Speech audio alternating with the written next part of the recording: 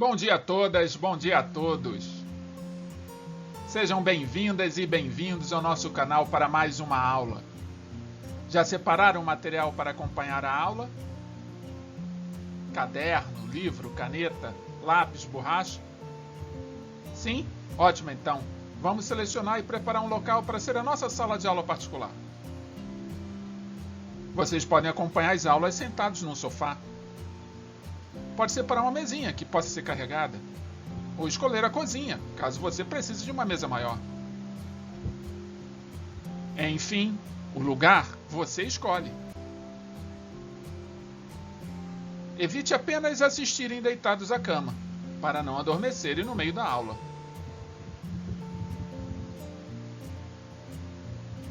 E lembre-se da água. Ela é essencial para vocês se manterem atentos até o término da aula. E ao término desta aula, lembrem, assinem nosso canal. E ativem as notificações para receberem todas as aulas. Compartilhem essa aula, sejamos solidários, fraternos e caridosos com o nosso próximo. Obrigado, nos vemos durante a aula. Bons estudos!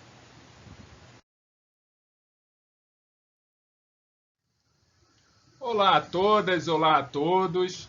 Estamos aqui mais uma vez juntos, reunidos, juntos mesmo separados, para mais uma aula daquelas que nós já estamos esperando todas as semanas que aconteça.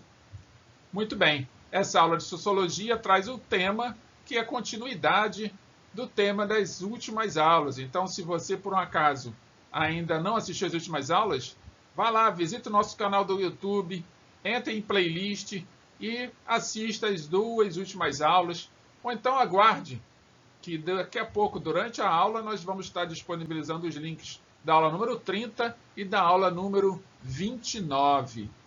Pessoal, já estamos na aula 31, hein? Então, há pouco mais de 8 aulas, nós estaremos chegando ao final do nosso ano letivo. Por que o professor falou um pouco mais de 8 aulas? Bem, são 9, não são? Somos ao todo 40 aulas ao longo do ano, então eu quis fazer uma brincadeira de falar que é um pouco mais de 8 aulas. Apenas mais uma aula, depois da 8ª nós estaremos concluindo o nosso ano letivo.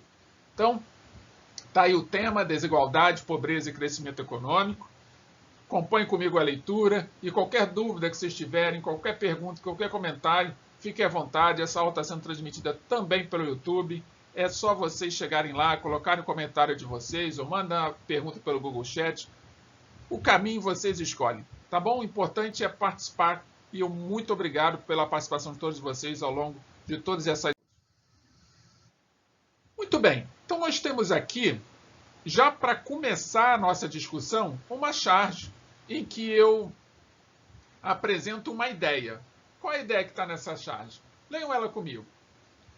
Pesquisa aponta que 0,7% da população mundial detém 41% da riqueza. Aí está um pai, um filho e um cachorrinho. Aí o pai vira para o filho e fala assim: você havia me perguntado em que lugar você nasceu?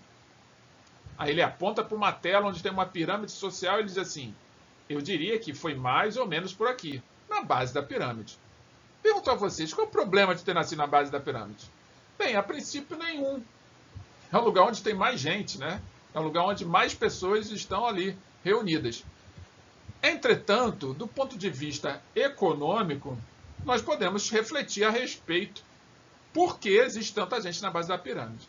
Então eu trago aqui um dado de um relatório das organizações das Nações Unidas, melhor, da Organização das Nações Unidas, em que mostra que a humanidade está dividida da seguinte maneira: 1% da população mais rica concentra mais de 40% da riqueza global. Ou seja, 40%, um pouco mais de 40% de todos os recursos econômicos estão na mão de apenas 1% da população mais rica do mundo. E que mais da metade da população pobre detém apenas 1% dos recursos. Ou seja, mais de 50% dos pobres têm apenas 1% de todos os recursos do mundo, todos os pobres reunidos. Então há uma discrepância, há uma desigualdade muito grande. Isso a gente já sabe, né? Não é nenhuma novidade. A novidade está exatamente na perspectiva que você vai ter, na forma como você vai enxergar tudo isso. Então é isso que eu quero trabalhar com vocês, trabalhar a forma, o pensamento, de que maneira que ele está sendo construído. Então, existe sim uma relação entre desigualdade, pobreza e crescimento econômico, mas isso não é determinista. Devemos atentar para que isso não é algo determinado, definitivo. Em determinadas situações, apenas o crescimento econômico não é suficiente. Então, a gente falar que o crescimento econômico é responsável pela pobreza ou pela riqueza, precisamos ter atenção de que isso não é algo definitivo, tá bom? Então, isso ocorre porque desigualdade diz respeito à distribuição da renda ou da riqueza entre a população. Então, a discussão toda em relação ao crescimento econômico é que eu me sinto pobre porque eu não tenho dinheiro. Eu me sinto rico porque eu tenho dinheiro. Então, basicamente, a gente está falando de distribuição de recursos monetários, recursos econômicos, financeiros. Então, se você tem pouco dinheiro, você está no mesmo grupo que eu, que é o grupo dos pobres. Se você tem muito dinheiro, você está no mesmo grupo daqueles que têm riqueza. E existem aqueles que têm muito mais riqueza do que os ricos e aqueles que têm muito mais, ou melhor, muito menos dinheiro do que os pobres. Seriam aqueles que estão na extrema pobreza e aqueles que são bilionários. Enfim, são os extremos dessa pirâmide. Os extremos da base e os extremos do pico da pirâmide. Agora, a pobreza só não corresponde apenas à carência de recursos financeiros. Pobreza também tem a ver com os meios de acesso a uma vida saudável, a alimento, a moradia, a educação, saúde, que nem tudo isso é de responsabilidade daquele que trabalha e ganha salário no final do mês. Se nós só ganhássemos o nosso salário e esse salário desse para que a gente pudesse colocar comida na mesa e ao mesmo tempo ter uma moradia, ao mesmo tempo ter saúde, ao mesmo tempo ter educação, tranquilo, eu não precisaria ter mais dinheiro, porque eu já teria saúde garantida, já teria casa garantida. E teria também escola garantida. Isso, quando a gente pensa em Estado, a gente pensa em governo, a gente pensa em gestão pública, nós chamamos isso de benefícios sociais. Então, para que nós tenhamos benefícios sociais, precisamos ter leis. E aí a gente vai viajar, vai ter uma discussão intensa e longa para falar sobre isso. Mas, a princípio, qual é o objetivo aqui? Que vocês compreendam que o fato de não ter dinheiro não significa que a sua pobreza é apenas oriunda da ausência de dinheiro no final do mês. A nossa pobreza também está associada ao deixar de fazer algo que quem está gerenciando as cidades não fazem, que é o que a gente chama de gestão pública. Então, quando se fala em gestão pública, a gente está falando de um conjunto de recursos que deveriam ser disponibilizados a todos de forma igualitária. E isso faria que a desigualdade social, que tanta gente fala, deixasse de existir apenas do ponto de vista cultural e econômico. Se eu posso ter dinheiro ou não ter dinheiro, muitas das questões relacionadas a questões financeiras estão associadas ao nosso mérito, ao nosso esforço, à nossa dedicação, aquilo que faz com que a gente queira ter mais coisas, nossa ambição. Mas para a gente ser ambicioso, para a gente ter mérito, a gente precisa de outros recursos. Quando a gente não tem, aí o que acaba acontecendo? A gente acaba disponibilizando aquela parte do dinheiro que nós ganhamos sendo pouco para pagar aluguel, onde a gente deveria ter casa, para, de repente, não consigo uma vaga numa escola pública para pagar uma escola, não tenho acesso a um posto de saúde, a um hospital, com todos os equipamentos, com médicos, atendimento de maneira plena e harmonizada e que todos possam ser atendidos. Então eu vou lá, pago um plano de saúde, isso quem tem um pouco mais. Então quem não tem um pouco mais fica realmente à deriva. E é claro, aí vai faltando para você saúde, vai faltando educação, faltando moradia, o que vai acabar acontecendo com você? Se você não for forte o suficiente, você vai acabar entrando na lista daqueles que estão em extrema pobreza. Mas o fato de você estar na extrema pobreza não significa que você é incapaz.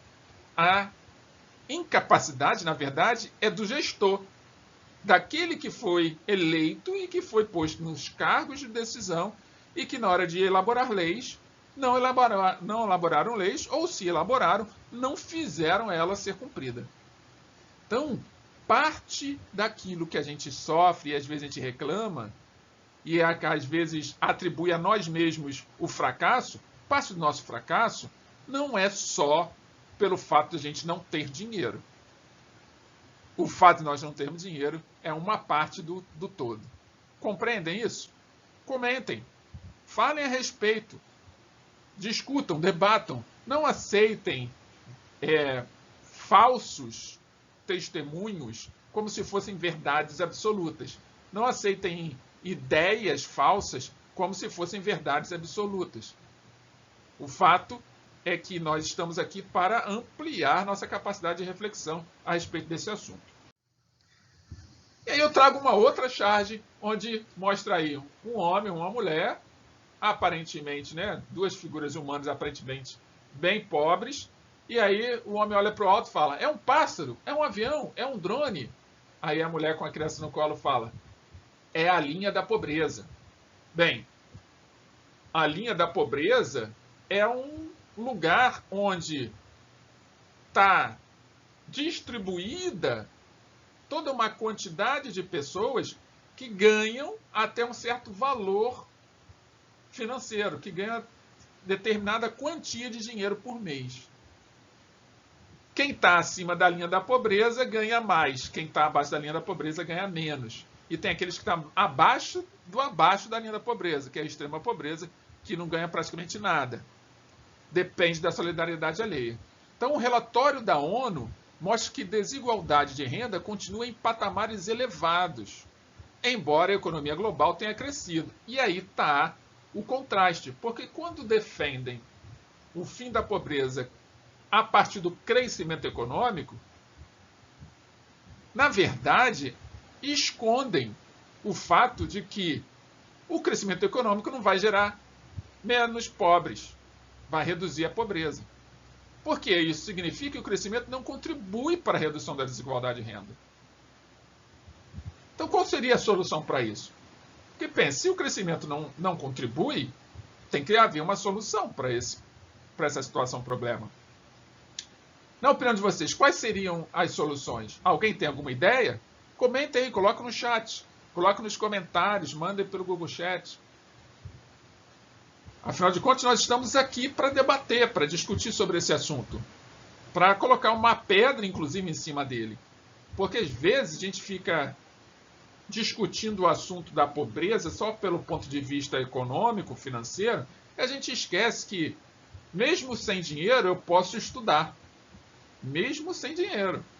Mesmo sem dinheiro, eu posso me melhorar enquanto pessoa. Eu posso buscar as alternativas que me são gratuitas e me dedicar de verdade. Eu posso melhorar de dentro para fora.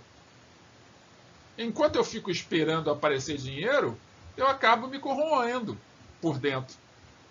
Porque esperar não significa que você vai alcançar. E eu até digo mais, as chances de você alcançar só esperando são muito pequenas. É preciso estar em movimento, é preciso trabalhar, é preciso ir em busca do seu aperfeiçoamento. Como agora, vocês estão aqui assistindo essa aula e meus parabéns por isso. Porque independente das circunstâncias que estão alheias à nossa vontade, nós estamos aqui fazendo tudo aquilo que precisamos fazer para desenvolver a nossa capacidade de pensar.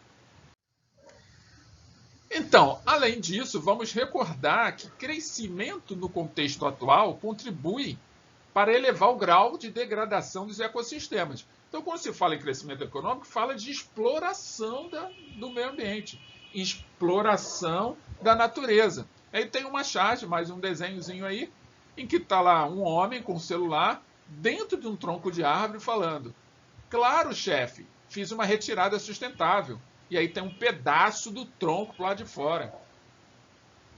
Então a destruição das matas faz parte também dessa busca incessante pela aquisição de dinheiro, de poder econômico. E isso desde quando traz redução de pobreza?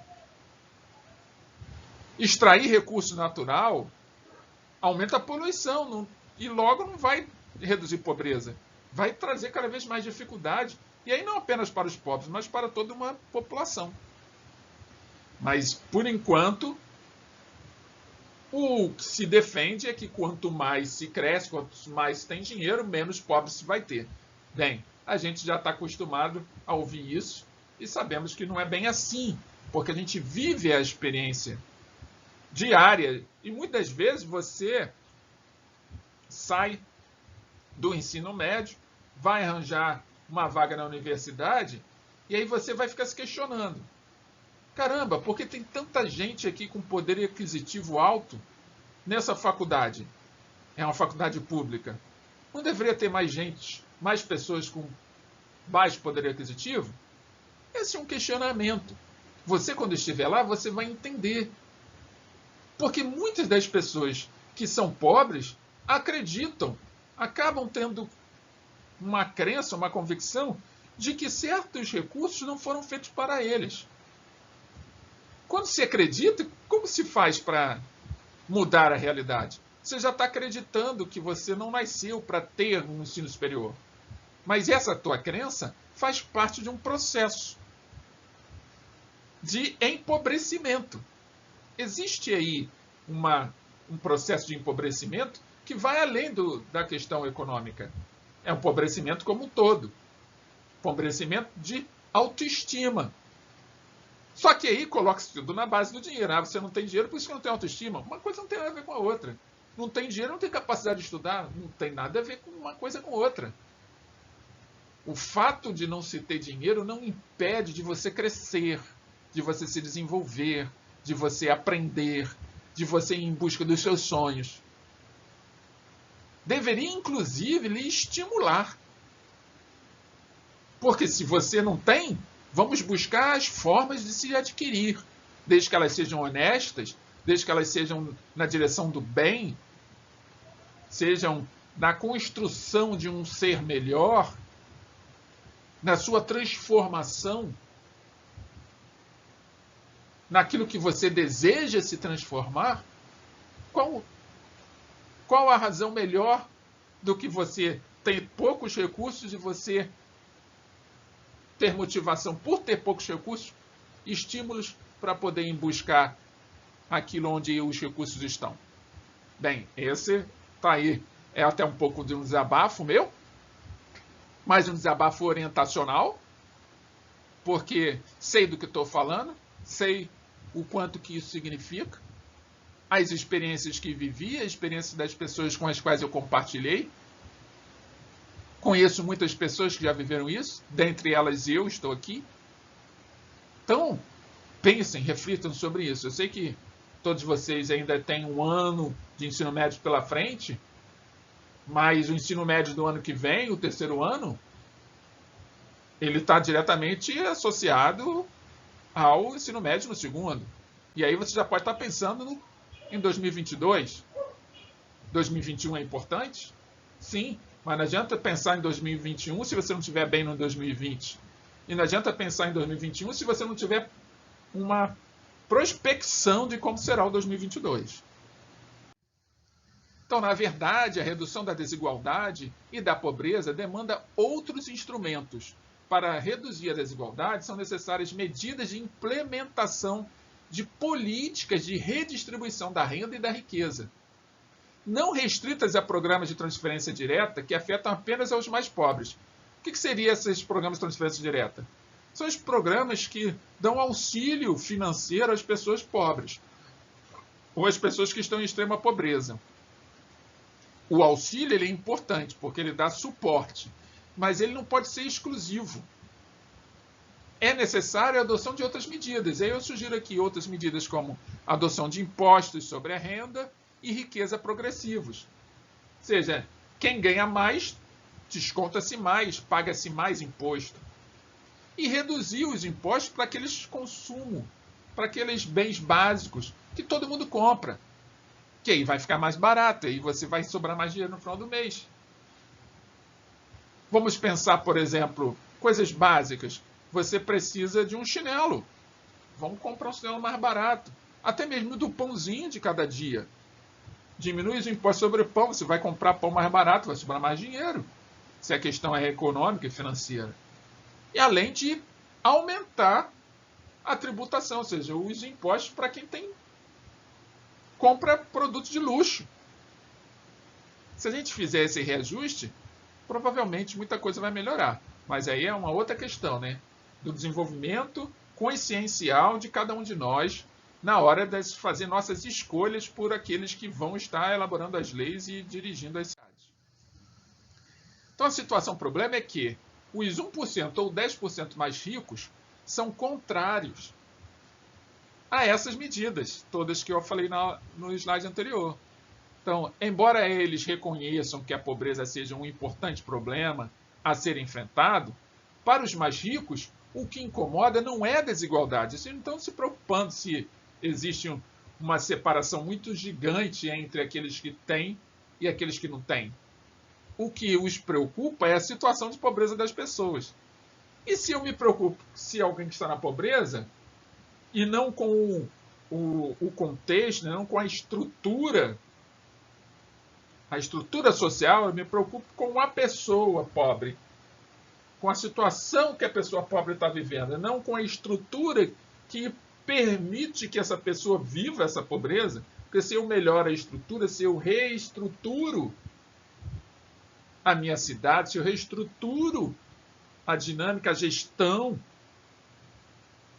a tendência é que a pobreza diminua. Então, aquelas pessoas que ganham pouco, elas vão conseguir, mesmo com pouco, alcançar tudo aquilo que ela deseja muito mais rápido.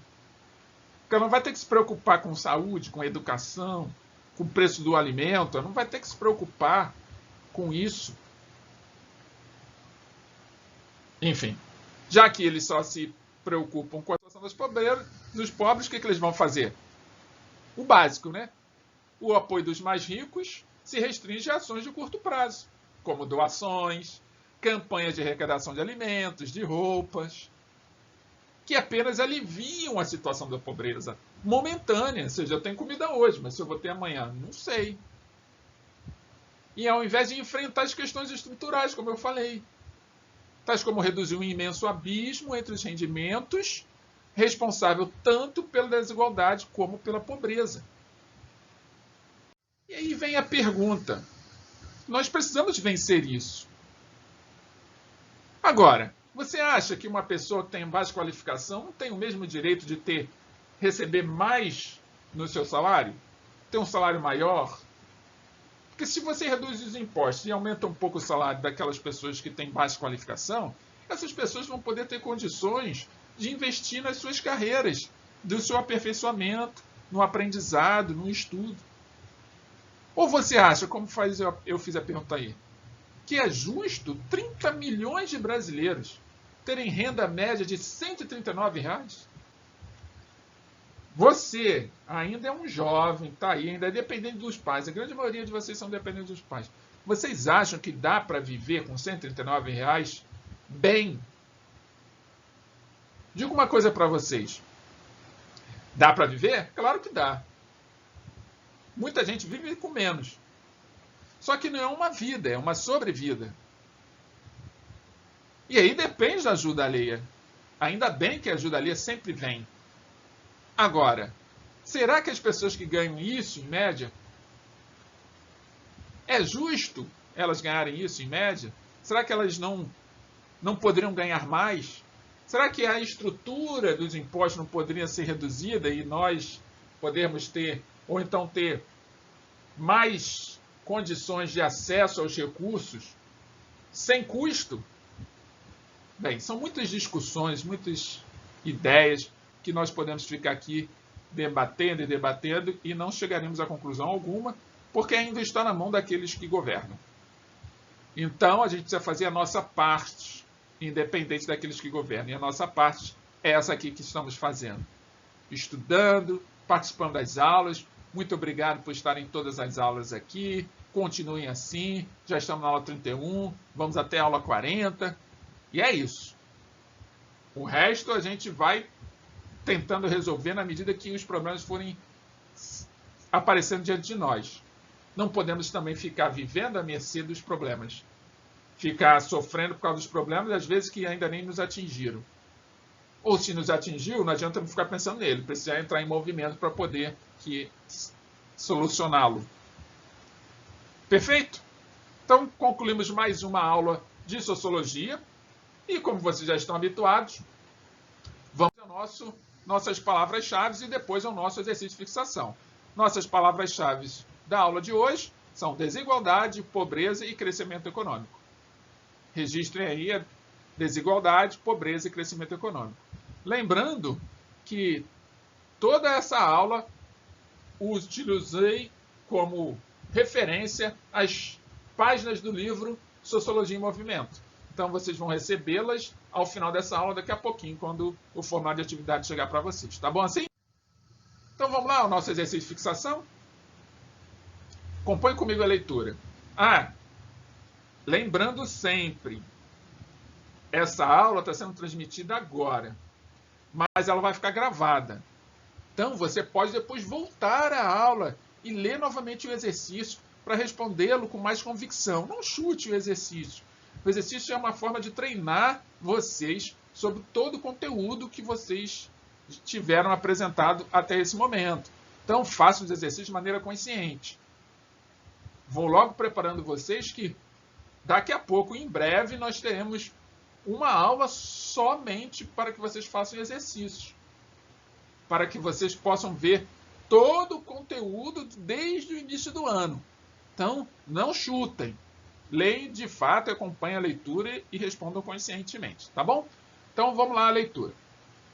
O Brasil é um país subdesenvolvido e que ainda possui uma significativa quantidade de pessoas vivendo abaixo da linha da pobreza.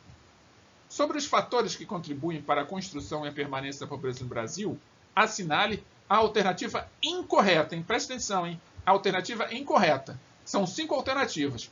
Uma delas está errada. E é essa que você vai marcar. Entenderam? É para marcar a alternativa incorreta. Tem 4 alternativas certas e uma errada. É essa que você vai marcar como a que responde a pergunta. Então, letra A. A pobreza no Brasil não é causada por um episódio único, sendo resultado de uma série de fatores históricos, sociais, conjunturais e políticos. Letra B. O tipo de colonização ao qual o Brasil foi submetido no passado exerce influência até os dias atuais na distribuição da riqueza no país. Letra C. Fatores históricos possuem influência insignificante na expressiva quantidade de pessoas que vivem na pobreza do Brasil. O principal fator reside em uma tradição cultural de desvalorização do trabalho. A maior parte dessas pessoas opta por não trabalhar, por comodismo ou escolha. Letra D. O desenvolvimento tardio do país configura-se como uma das causas do quadro de pobreza brasileiro. E letra E. A histórica dependência econômica que nosso país tem em relação às nações desenvolvidas e organismos financeiros internacionais agrava ainda mais a desigualdade social e a pobreza existente no Brasil. Então, leiam novamente se for necessário e escolham qual é a opção que vocês acham que responde à pergunta. Lembrando que tem que ser a alternativa incorreta. Assim, concluímos mais uma aula de Sociologia. E, como toda aula, eu trago um filósofo para deixar uma mensagem para vocês refletirem. E a mensagem de hoje vem do David Hume, um filósofo escocês. Ele diz o seguinte para nós. A beleza das coisas existe no espírito de quem as contempla. Vou repetir a mensagem de David Hume. A beleza das coisas existe no espírito de quem as contempla. Reflitam sobre esta mensagem, comente se vocês acharem necessário. E assim nós concluímos mais uma aula de sociologia, com a convicção de que nós nos reencontraremos na próxima semana, nesse mesmo horário, nesse mesmo canal, nesse mesmo local, para mais uma aula de sociologia. Um grande beijo no coração de cada um de vocês e nos vemos na próxima semana. Até lá!